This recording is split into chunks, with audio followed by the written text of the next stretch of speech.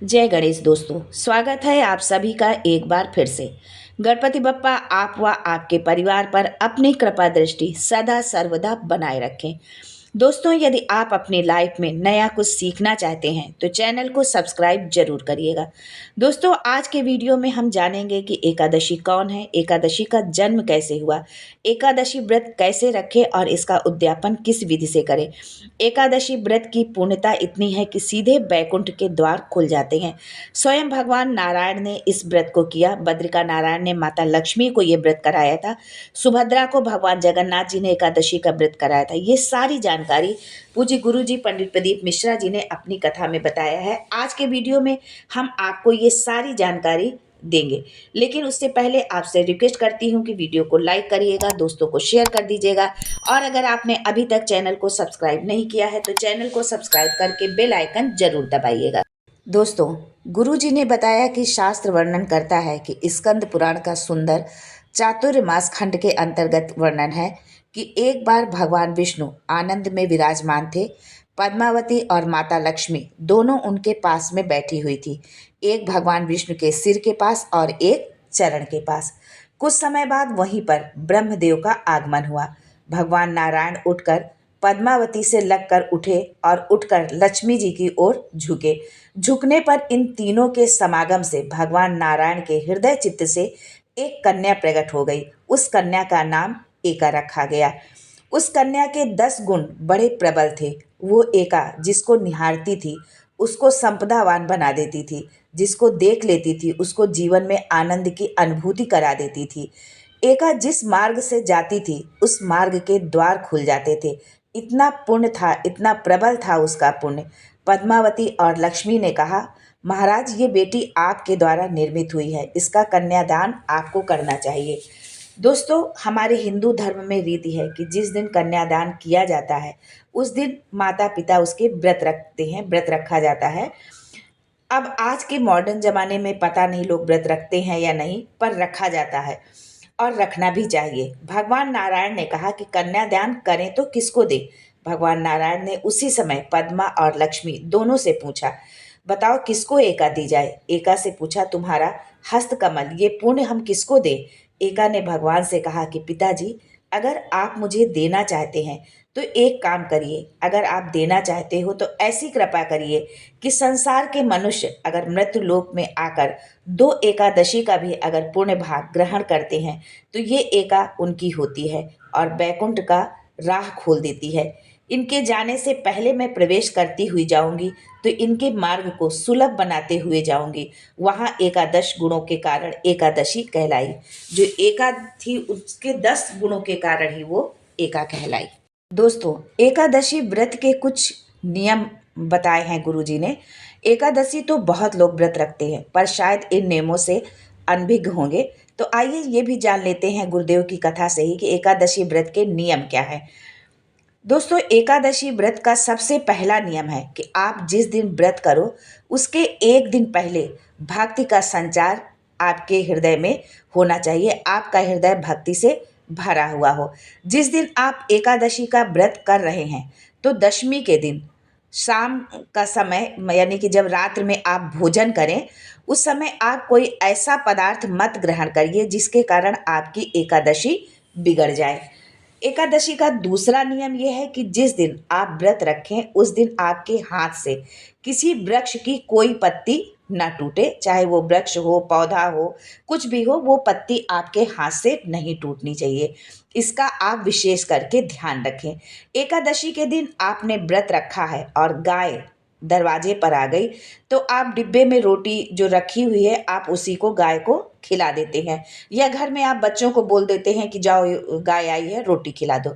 लेकिन नहीं, ऐसा आपको बिल्कुल भी नहीं करना है यदि आपने व्रत रखा है, क्योंकि आपने व्रत रखा है तो आप फलाहार ले रहे हैं। तो जब गाय आपके दरवाजे पर आए तो आप स्वयं जो भी आप फलाहार ले रहे हैं, केला, सेब, अंगूर, जो भी आप ग्रहण कर रहे हो उसका थोड़ा सा भाग आप स्वयं अपने हाथों से गाय को प्रदान करो, क्योंकि व्रत आपने रखा है तो आप स्वयं अपने हाथ से फल फलाहार जो भी आप ग्रहण कर रहे हैं वो गाय को दें। पांचवा नियम है कि जितना अधिक से अधिक आपसे हो सके ओम नमो भगवते वासुदेवाय नमः का जाप करते रहिए, या अपने गुरु मंत्र का स्मरण करते रहिए। यदि मान लीजिए आपने गुरु मंत्र लिया हुआ है, गुरु मंत्र है, तो आप उसका अपने मन में स्मरण करते रहिए, उसका जाप करते रहिए। श्री शिवाय नमस्तुभ्यम, ओम नमः शिवाय, राम कृष्ण, जो मन पड़े, जिसमें आपकी श्रद्धा हो, जो भक्ति हो, जो आपके हृदय में हो, आप जो है उस मंत्र का जाप करते रहिए। जितनी देर तक आपका मन करे उतनी देर तक आप जाप करिए। लेकिन जितनी देर भी आप जाप करें उतनी देर आप वो जाप मन से करें। जरूरी नहीं कि आप माला पकड़ के बैठे और ध्यान कहीं और हो, तो उससे फिर कोई फायदा नहीं है।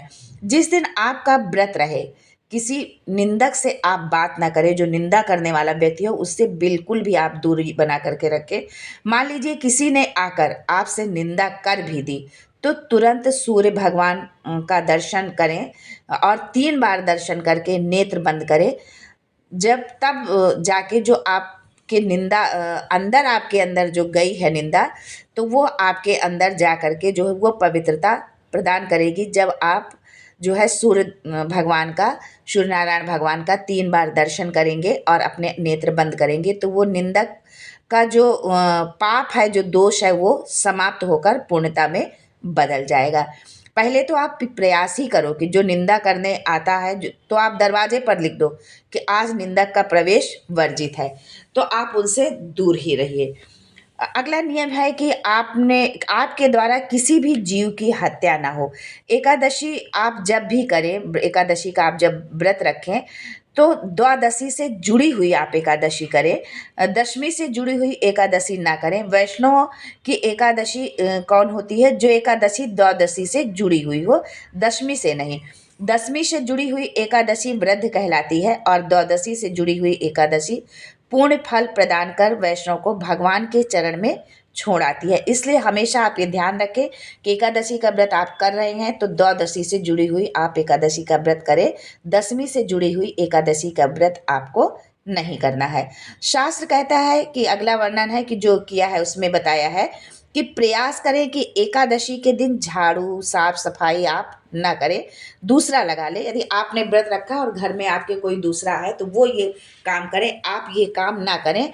और वो काम आप क्यों ना करें? क्योंकि इसका वर्णन है कि अगर आप झाड़ू लगाएंगे, पोछा लगाएंगे, तो हो सकता है कि कोई जीव जंतु आपके हाथ से मर जाए, धोखे से ही सही, लेकिन मर जाए, तो उसका पाप लगेगा और आपका व्रत खंडित होगा। सारे व्रतों में एकादशी का व्रत ऐसा होता है कि जिसका उद्यापन आप पहली एकादशी पर ही कर सकते हैं। सारे व्रत आपने देखे होंगे कि जब व्रत हमारा समाप्त होता है, 5, 11, 21 जो भी हम मानते हैं या जितना भी, तो उसके समापन वाले पर जो है हम व्रत का उद्यापन करते हैं।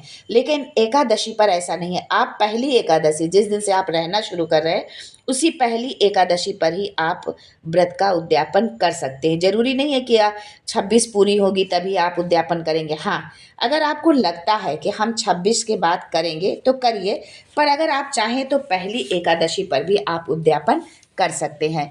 एकादशी की नियमावली कहती है कि मान लीजिए आपने पहली एकादशी पर उद्यापन कर लिया, इसके बाद में जितनी एकादशी आप करते जाओगे वो सारी आपके खाते में जुड़ती जाएंगी। ऐसे आप समझ लीजिए कि जैसे आपने बैंक में अपना खाता खोल लिया, अब जितनी कमाई करके हम लाएंगे उसमें डालते जाएंगे। एकादशी का उद्यापन अगर पहले भी हो गया तो बाकी का जो पुण्य है, जो बाद में आप एकादशी का व्रत कर रहे हैं, उसका जो पुण्य है वो आपके खाते में जमा होता चला जाएगा। दोस्तों, एकादशी का उद्यापन बड़े महीने में माघ शुक्ल पक्ष की एकादशी के दिन करना चाहिए, यानी माघ का महीना हो और शुक्ल पक्ष की एकादशी हो। भले ही आप 5, 10, 11 जितनी एकादशी हो जाएं आपसे, आप उतने व्रत रखें। और यदि आप 26 रख रहे हैं तो ये बहुत ही अच्छी बात है।